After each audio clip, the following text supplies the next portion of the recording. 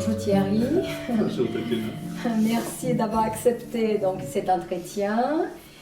Tu es psychanalyste et tes travaux interrogent souvent les mutations contemporaines face au déclin du nom du père. Après ton premier livre, Les affranchis du nom du père justement, tu publies aujourd'hui Les névroses des récusations. Dans ces nouvel ouvrage, tu proposes de penser une autre façon pour les sujets de répondre au nom du père. Au-delà des catégories, donc une façon de répondre, au-delà de nos catégories classiques, névrose, psychose et perversion, nous allons pouvoir revenir un peu sur ton parcours, sur ces parcours-là du livre. Alors tu réponds à Lacan donc dans tes conclusions, et je vais l'introduire ici avec toi. Tu dis les psychanalystes a pour tâche de saisir au mieux la subjectivité de son époque. Et on pourrait dire que l'écriture de ton livre en témoigne de cela aujourd'hui. Alors, voici une première question que je souhaiterais te poser. Y a-t-il une continuité avec les affranchis ? Oui, il y a une continuité avec les affranchis, au sens où les affranchis, c'était comme tu l'as rappelé, les affranchis du nom du père. Donc j'ai commencé déjà à travailler sur la récusation dans les affranchis, mais c'était essentiellement, même exclusivement, par rapport à la clinique des toxicomanes, que tu connais bien aussi, où j'essayais de montrer comment il y avait effectivement des toxicomanies dans les névroses classiques ou dans les psychoses, mais qu'il y avait un type de toxicomane qui correspondait davantage à une certaine modernité, et qui étaient des toxicomanies issues, et je travaillais déjà un petit peu ce terme à ce moment-là, issues d'une récusation du nom du père, et donc d'une sorte d'affranchissement, d'où le titre à l'époque, qui impliquait un rapport à l'objet et à la jouissance particulier. Et d'ailleurs, Charles Mennemand a commencé à parler de nouvelle économie psychique à propos des toxicomanes. C'est la première fois qu'il en a parlé, c'est à propos des toxicomanes. Et la nouvelle économie psychique est beaucoup centrée pour Mennemand sur le rapport à une jouissance directe, d'un objet positivé, une jouissance sans limite, comme on disait à cette époque. Et les toxicomanes ont été peut-être les éclaireurs de cette nouvelle économie psychique. Donc les affranchis étaient beaucoup sur les toxicomanes, mais effectivement en travaillant la récusation du nom du père. Et là, dans les névroses de récusation, j'ai essayé davantage d'explorer les différents types de situations cliniques, voire de structures psychiques ou de structuration psychique liées à la récusation. Donc les addictions en sont une partie, mais j'en cite 4 différents dans le bouquin. Donc là, c'est davantage sur les différents effets de la récusation. C'est vrai que c'est un livre très clinique, éthique. Pour qu'on continue là d'avancer, peut-être que ça serait bien de préciser qu'est-ce que les lacaniens entendent par les noms du père. Parce que c'est quand même, je veux dire, un concept lacanien. Oui. On voit bien que les psychanalystes freudiens ne sont pas tout à fait au fait. Et puis il y a des non-psychanalystes aussi qui éventuellement puissent nous écouter, puissent se repérer là autour de cette question. Écoute, c'est toujours pareil, une question comme ça, on pourrait y passer 1 heure, on pourrait être très complexe, on va essayer d'être très simple, notamment pour des gens qui ne seraient pas... Bon, après, ça pourrait discuter plus en détail. Il y a aussi le fait que Lacan est passé du nom du père au singulier à certains moments, au nom du père au pluriel. Bon, en gros, le nom du père, c'est cette fonction tierce entre un enfant et ce que Lacan a pu appeler son grand hôte maternel, on va dire en tout cas le premier hôte, en général la mère. Et c'est un peu la traduction par Lacan de l'Oedipe freudien. Pour Freud, il y a un père qui va éloigner l'enfant de sa mère. Pour Lacan, il y a l'effet d'un nom du père, d'une nomination et d'une loi symbolique qui vient éloigner, couper quelque chose entre un petit homme. Donc on va mère. dire que c'est une fonction. C'est une fonction. Voilà, parce que quand on dit nom du père aujourd'hui, on va avoir cette tendance de vouloir incarner ces noms du père en papa. C'est pas le père à la maison. Il Voilà. peut être là ou il peut ne pas être là. Donc je crois que c'est Ça, important oui, de préciser tout à fait, que tout à c'est fait. une fonction symbolique des séparations, C'est ça. délimiter un certain type de jouissance qui pourrait, je veux dire, devenir... Exactement. Tu le dis mieux que moi. Une fonction symbolique de séparation. Tout à D'accord. fait. Ouais, ouais. Bon. Et qui peut se passer du père à la maison et qui peut ne pas fonctionner même s'il y a eu un père à la maison. Tout à fait. Le père peut aider à faire passer la fonction, évidemment, mais la fonction est bien au-delà de la présence ou pas d'un père réel qui sera plus ou moins carent, comme tous les pères et comme toutes les mères. Alors, donc on va y aller rentrer dans les vifs du livre. Donc les titres, les névroses des récusations. Donc, névrose des récusations, la récusation reprend une expression de Marcel Schermak, un de nos maîtres à penser, comme Charles Melmont, que tu as déjà cité. Alors, pourquoi avoir choisi de reprendre les termes de récusation aujourd'hui? Peut-être, je pense que tu ne fais pas les mêmes usages que faisait Schermak. Pour toi, la récusation, c'est quoi? C'est un refus, un désaveu, une dénégation, un type de forclusion, ou quelque chose de plus précis? Je dirais tout de suite quelque chose de plus précis. Une récusation, c'est une récusation. Oui. Effectivement, c'est Schermak qui en avait parlé en premier. Melmont a pas mal de fois repris ce terme en l'expliquant à sa manière. Je cite à un moment dans le bouquin une phrase de Melmont là, que je peux citer par cœur, où il dit « Ce qui se passe aujourd'hui, c'est non pas un refoulement, une forclusion ou un déni du nom du Père, mais sa récusation. Autrement dit, tu es là dans l'autre, on n'en a rien à cirer. » Qui était déjà l'expression de Schermak, on n'en a rien à cirer, que Melmont a repris en reparlant assez régulièrement de ce terme de récusation. La récusation, c'est une façon de rendre compte justement de possibles pathologies nouvelles ou différentes que les Freudiens ont beaucoup mis sur le terme d'état limite, qui est quand même très flou, même s'il y a des descriptions qui sont très fines, mais la théorisation est à la fois un peu floue et un peu, j'ai envie de dire, déficitaire, au sens où justement c'est le déficit du moi, c'est un moi qui serait trop faible, trop clivé. Et c'est un peu une approche... Presque que nous sommes presque dans un champ plutôt de l'imaginaire. Chez les Freudiens, il me semble que oui. C'est la faiblesse du moi qui ne permettrait pas d'eux. Et éventuellement même, il faudrait s'identifier au prétendu moi fort de l'analyste pour aider le patient. Bon, donc c'était pas très satisfaisant. Et Lacanien, comme pour eux, le nom du père est soit symbolisé dans la névrose, soit forclos, absent de la psychose, ne laissait pas beaucoup de place à ces pathologies différentes. Et j'ai senti, avec Schermak et plus encore Melmont, qu'il y avait dans la récusation la possibilité justement de percevoir un mécanisme de rapport au nom du père, un type de rapport au nom du père qui serait ni l'exclusion forclusive, ni la symbolisation classique, ni même une négation, un déni, mais une récusation, c'est-à-dire au sens où le nom du père est reconnu psychiquement, il n'est pas forclos, mais il est dans le même temps désarmé, neutralisé. C'est comme s'il devenait optionnel. C'est-à-dire ça serait quasiment un nom du père virtuel. C'est comme sur Facebook, on pourrait liker ou pas le nom du père, comme on veut. C'est-à-dire que le nom du père, il est reconnu psychiquement, mais il n'est pas nié, il n'est donc pas forclos puisqu'il est reconnu, mais il n'a pas les conséquences névrotiques habituelles, et conflictuelles d'ailleurs, parce qu'il est neutralisé par la récusation. Ça, dans ton livre, tu reviens sur cette question justement de la dette.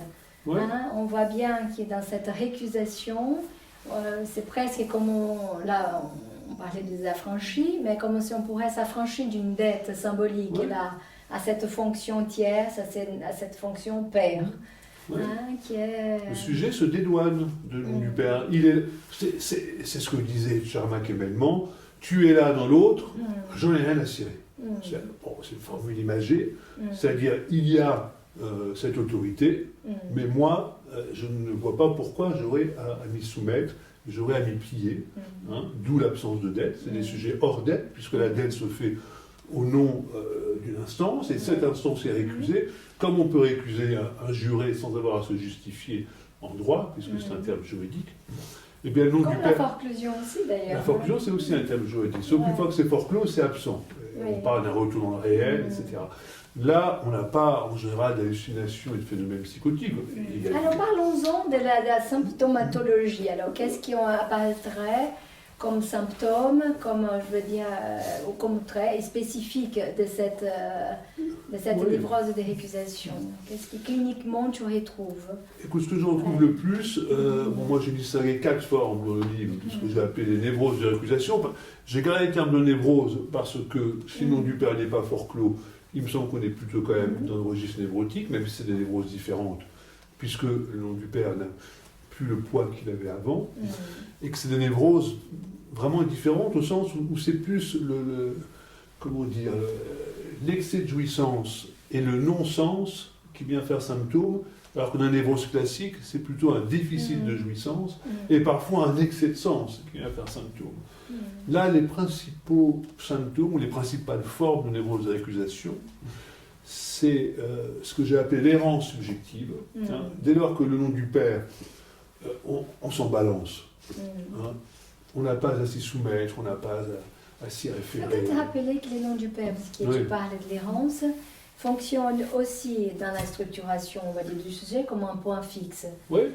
Et que l'errance, justement, on parle de ça. Je veux dire que ces points fixes là, il n'est plus fixe, mais il est en mouvement, en fait. Alors, c'est un point fixe qui fonctionne en étant encombrant, en étant emmerdant. Les névrosés s'en plaignent, ils refoulent les désirs au nom de cette loi symbolique, ils sont dans des inhibitions au nom du père, par exemple. Enfin, au nom du père. Donc le névrosé, il se coltine une soumission et en même temps une rébellion par rapport à cette instance. Dans les névroses de récusation, le problème n'est plus du tout là. Ils sont plutôt, même on le disait parfois à propos des jeunes patients d'aujourd'hui, lui il n'utilisait pas le terme de névrose de récusation, mais à partir de ces jeunes patients, il disait souvent ils sont malades de leur liberté.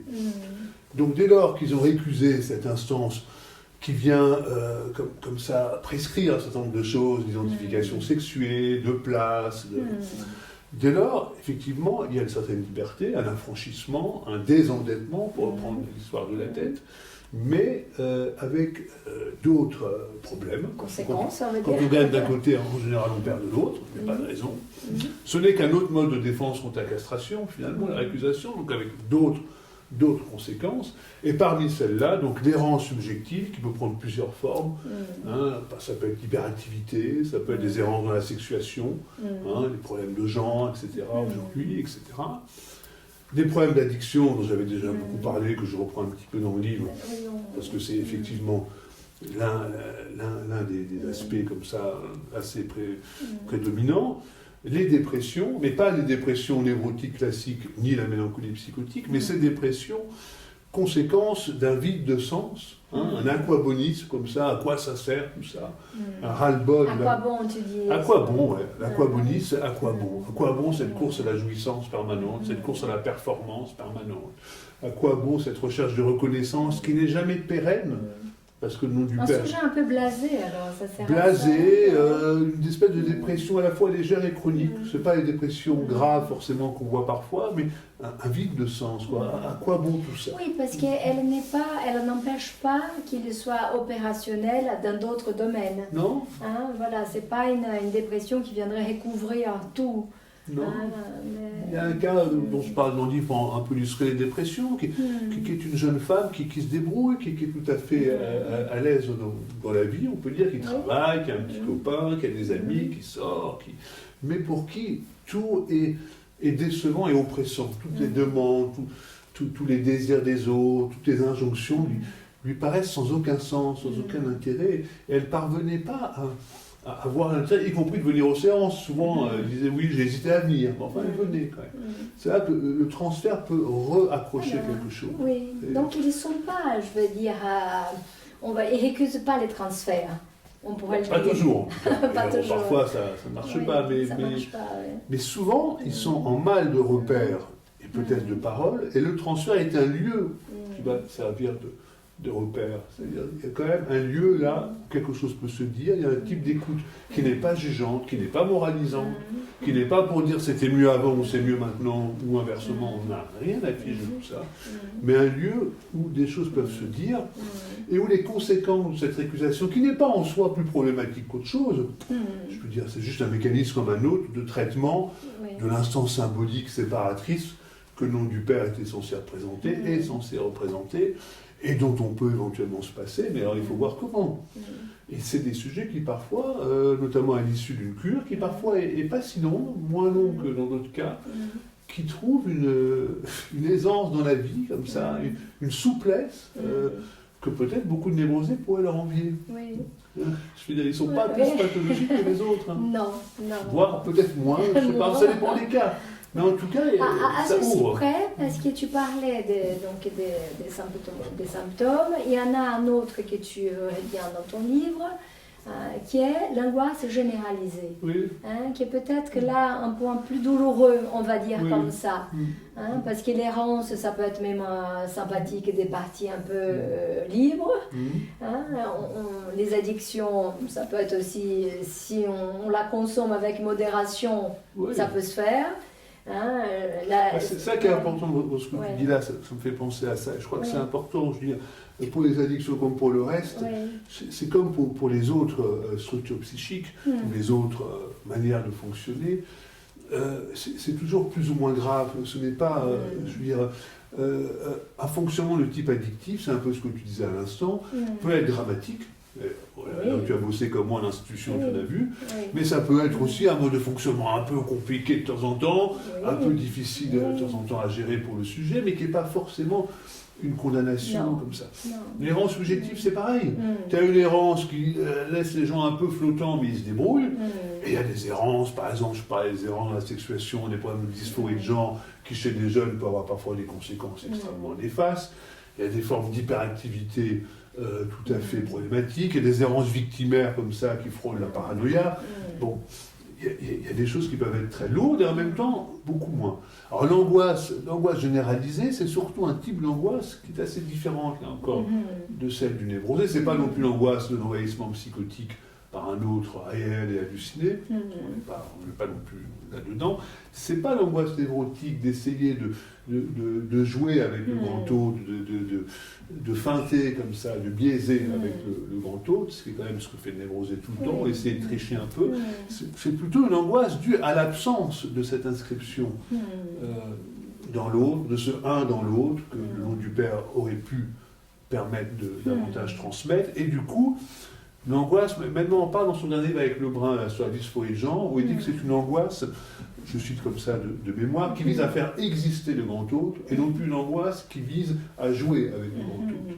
Et c'est la figure éventuellement du monstre. Beaucoup de jeunes adorent les films d'horreur, comme s'il fallait donner une figure à cette hôte devenue complètement énigmatique. Donc c'est un type d'angoisse différent, mais qui là aussi, comme pour les autres formes de névrose de récusation, errance subjective, addiction ou dépression, là aussi ça peut être très grave par moment, et à d'autres moments moins. Mais c'est pareil pour un obsessionnel ou une hystérique ou un hystérique, ou même des schizophrènes. Il y en a qui se débrouillent pas trop mal, et d'autres pour qui la vie est un enfer. C'est presque comme il aurait quelque chose à faire avec un degré. Je veux dire, comme si, à partir de quel moment ça devient pathologique, et jusqu'à où ça devient gérable, vivable. Je ne sais pas si tu serais d'accord, moi je dirais qu'aucune structure n'est en soi pathologique. Non. Qu'au sein des structures, tu vis une psychopathologie plus ou moins importante, et que même une psychose schizophrénique, par exemple, peut par moments laisser des sujets, alors certes avec des moments un peu de troubles délicats, mais parfois il y a des psychotiques qui vivent mieux que des névrosés. Enfin, je veux dire. Disons qu'il y a des prédominances. Je veux dire c'est là que la théorie des nœuds chez Lacan est incroyable, parce qu'il va permettre justement d'inclure cette variété subjective. Alors toi qui travailles beaucoup les nœuds, je cite à un moment, je crois dans ce bouquin ou dans l'autre, je ne sais plus, je crois dans celui-là, un moment où Melman parle de la récusation, et il fait l'hypothèse du nœud à 3 pour la récusation, en disant la récusation, c'est se passer le nom du père, et il dit ça pourrait être la possibilité éventuellement, avec toujours cette question, est-ce qu'on peut fonctionner selon un nœud à 3, ou est-ce qu'il faut à un moment ou pas passer par le 4? Lacan disait déjà dans les années 70, et il disait que les nœuds à 3, c'est les nœuds de tout type de sujets. Ouais. Hein, et c'est là l'intérêt de la topologie, c'est que comme il dit, les nœuds à 3, c'est les nœuds de tout type de sujets. Nous ne sommes plus dans un rapport aux 3 grandes structures classiques, névrose, psychose, perversion, mais nous avons, on va dire, une écriture nodale ou une structure nodale où on va parler plutôt des sujets psychotiques, des sujets névrotiques, des sujets pervers, ou des sujets qui s'y organisent autour d'une accusation. Hein, et non plus de la structure, je veux dire, comme une catégorie classificatoire, hein, mais plutôt d'une structure, je veux dire, qui va venir lier, nouer au réel, symbolique, imaginaire, autour d'un désir. Il y a eu une certaine fixation, voire un peu de sclérose chez Lacanien sur névropsychose perversion, forclusion ou pas forclusion. C'est ça. À la cause freudienne, avec le terme de psychose ordinaire, ils ont tout mis, ce qui n'était pas purement un rapport très du côté de la psychose et du côté forcément un peu déficitaire. Or, si on prend ce que Lacan dit sur Joyce, où il dit qu'il faut un quatrième rond, un quatrième rond pour faire tenir le nœud, mais il ne se pose pas tellement la question de savoir si Joyce est psychotique ou pas. Il dit vaguement à un moment, il ne dit pas est-ce qu'il était psychotique, il dit est-ce qu'il était fou. La folie. Et ce qui l'empêchait la folie, c'était son écriture. Donc c'est quatrième et le fait de se faire un nom, c'est-à-dire la nomination. Parce que le nom du père, c'est quand même l'effet de nomination. Joyce l'aurait trouvé peut-être autrement. Est-ce que Joyce était dans une forclusion du nom du père ou dans une récusation? Je ne saurais même pas dire. D'ailleurs, Lacan ne pose pas la question comme ça. Il parle vaguement de forclusion de fait à un moment, ce qui n'est quand même pas évident à saisir comme ça d'emblée. Mais en tout cas, je crois que... mais quand tu reviens avec la névrose des récusations, ça par contre, est-ce que tu la mettrais comme une quatrième structure par rapport à ces 3 autres, ou c'est déjà autre chose là que tu proposes? Parce que quand tu parles, j'entends plus une ouverture déjà nodale. Au moins une ouverture. Est-ce que c'est une quatrième structure pérenne? Peut-être. J'ai quand même gardé le terme de névrose, comme si c'était un nouveau type de névrose possible. J'ai gardé le terme de névrose parce que si on dit que le nom du père n'est pas forclos, j'évite le terme de psychose. Et comme on n'est pas dans un déni, dans une négation, je n'ai pas voulu aller du côté de la perversion. Alors peut-être c'est faux d'avoir trouvé un mot nouveau, que j'ai gardé le terme de névrose. Je crois que de toute façon, c'est un peu trop récent pour pouvoir fermer d'emblée en disant structure bornée, etc. C'est-à-dire qu'il y a une tentative de formaliser quelque chose là, de ta part cliniquement. Ne pas rester dans les états limites qui sont trop flous, ne pas rentrer dans une psychose ordinaire, comme certains collègues qui mettent tout du côté de la psychose, et avec forcément quelque chose d'un peu radical, fourre-tout, et éventuellement déficitaire, comme je disais, mais de permettre, avec cet autre traitement possible du nom du père, de cibler 2 types de fonctionnement que je mets plutôt du côté des névroses, et donc une potentielle autre structure, une nouvelle structure. Ce qui est important, c'est que c'est lié évidemment aux évolutions sociétales, qui ont permis l'évolution des mœurs, la chute des autorités, les progrès de la science, des objets de consommation. C'est évidemment lié à ça, mais pas que. Pas que, évidemment, parce que sinon tout le monde serait dans l'accusation. Aujourd'hui, ce n'est pas le cas. On reçoit des obsessionnels classiques encore, des hystériques, des schizophrènes. C'est évidemment encouragé par la nouvelle économie psychique, par ces changements sociétaux, mais ensuite ça dépend du contexte familial et des aléas singuliers de chaque sujet. Dans une même famille, tu vas avoir un psychotique, 2 obsessionnels et peut-être une névrose de récusation dans une même fratrie. Bon, il faut qu'il y ait 4 enfants pour ça. Enfin, tu vois, c'est encouragé par le social, mais ça reste toujours ce fameux choix de la névrose, ce choix inconscient dont parlait Freud. Alors, puisque tu parlais de social, on peut dire aussi qu'il y a dans ces mécanismes des récusations, presque quelque chose d'une extension Parce qu'on pourrait retrouver cette névrose, on va dire, je ne sais pas si névrose, mais en tout cas cette récusation dans nos institutions, je veux dire dans les champs de la politique, hein, vous voyez, qui va en extension de la clinique. Hein. Est-ce que tu pourrais dire ça C'est la clinique individuelle et sociale, comme le disait Freud et comme l'a dit Lacan, et comme il y a insisté maintenant et d'autres. C'est presque pareil, c'est-à-dire la conscience est sociale, il est politique. Donc effectivement, dans la vie des associations, dans la vie politique, le en même temps, est-ce que c'est pas une forme de récusation? On peut faire ça et en même temps ça. Ça, c'est un peu les nœuds. Hein. Parce que les nœuds, c'est l'intérêt de l'écriture nodale, c'est celle-là. Mais peut-être pas en même temps. C'est pas une addition, hein, c'est pas A plus B plus C, c'est pas en même temps de ces types-là. Je ne faisais pas la topologie avec eux en même temps, je pense que vous avez compris à quoi je faisais allusion. Oui.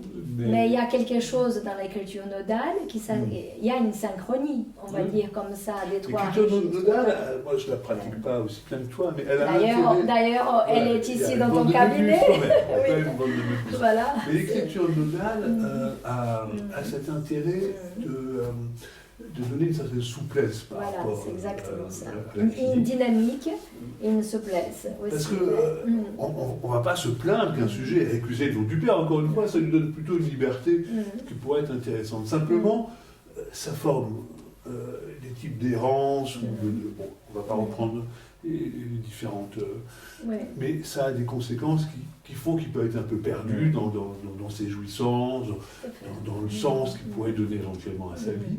Et donc, il ne s'agit pas de vouloir réintroduire du père. D'abord, je ne suis pas sûr que ce soit possible, et je ne suis pas sûr forcément que ce soit un progrès.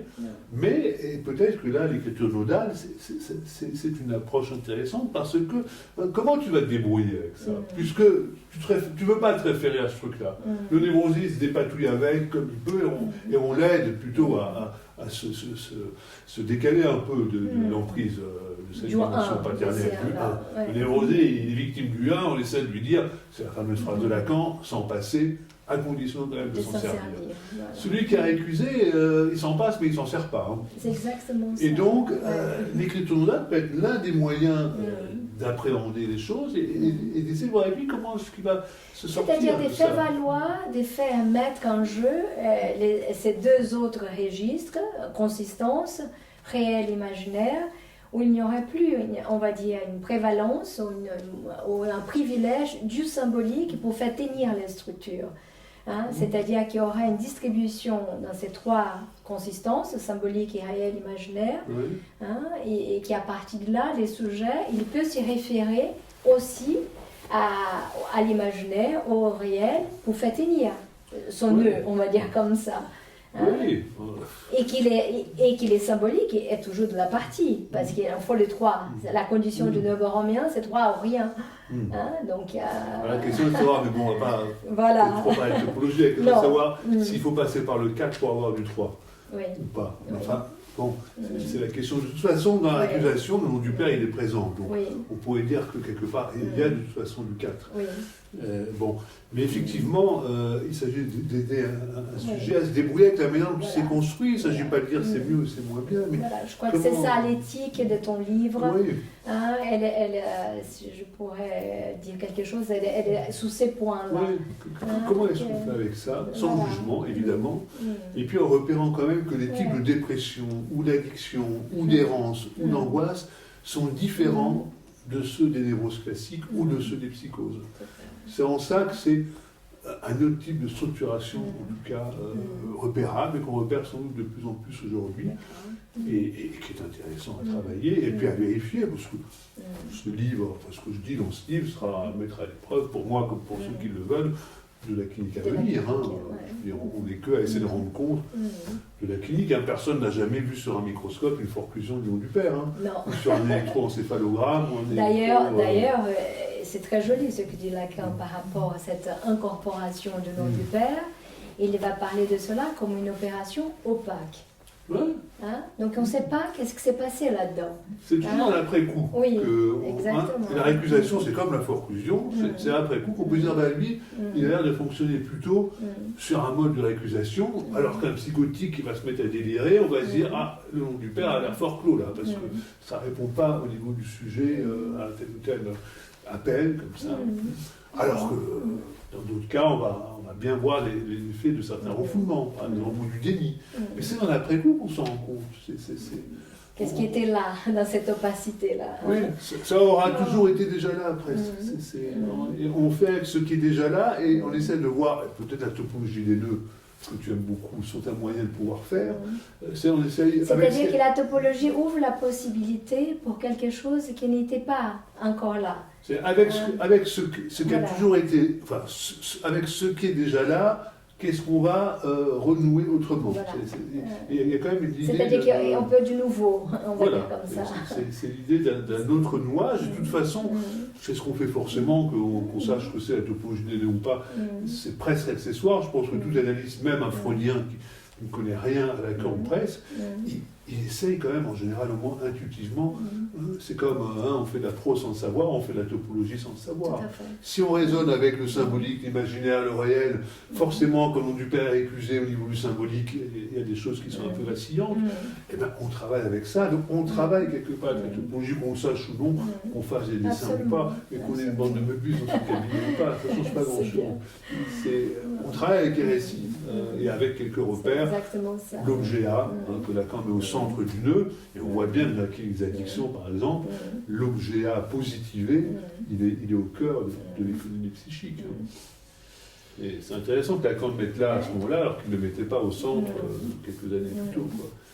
Oui, c'était les phallus qui étaient au centre de la structure avant. Dans la récusation, le phallus n'est plus au centre, ça c'est sûr, puisque le nom du père étant accusé, le phallus l'est avec.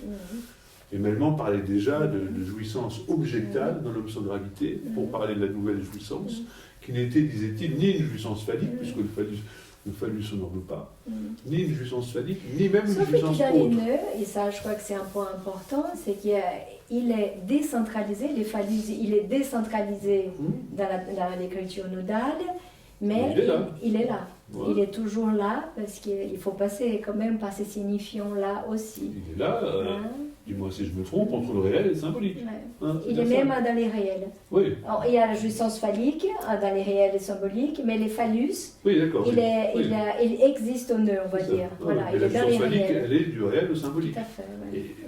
Il faut quand même du symbolique, aussi bien pour l'homme que pour la femme, pour la jouissance phallique.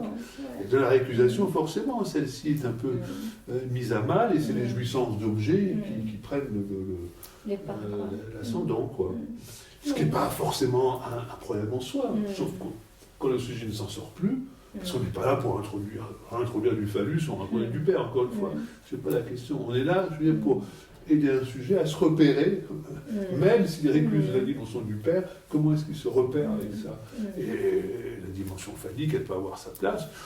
On voit bien dans certaines... Mais elle a déjà sa place, je fais même qu'on parle. Logiquement, elle devrait, oui. Mais on a parfois des collègues analystes qui ne veulent même plus utiliser ce terme parce qu'il serait galvaudé ou trop patriarcal. Je crois pas que ce soit je crois qu'il y a une confusion qui est faite entre les phallus et l'organe masculin, les pénis. Alors qu'il ne s'agit pas de la même chose, soyons clairs.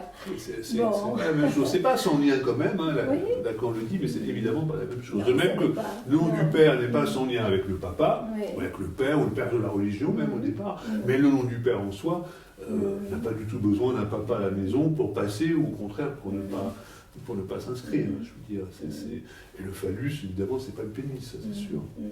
Bon. Merci beaucoup pour cet échange. Ce nouvel ouvrage, Les névroses des récusations, donc il s'inscrit dans les prolongements de tes recherches. Il ouvre un espace et des réflexions sur la clinique contemporaine, sur nos manières, on va dire comme ça, nouvelles, des nommés. Je veux dire, tu interroges aussi la place du psychanalyste aujourd'hui face à ces nouvelles formes d'économie psychique. Allez, merci beaucoup. Merci, Tatiana.